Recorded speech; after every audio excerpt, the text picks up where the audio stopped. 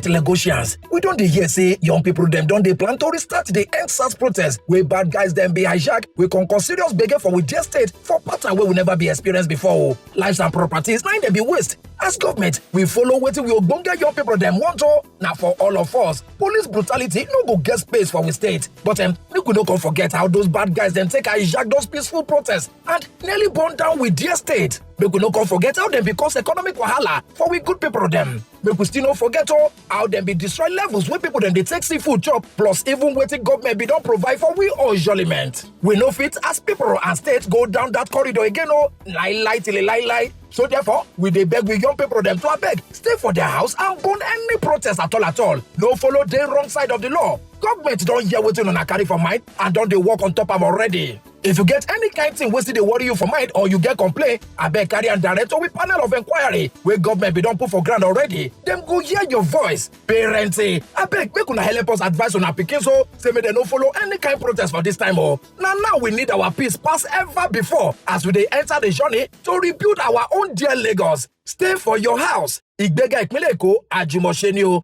Na Lagos State government bring una this message.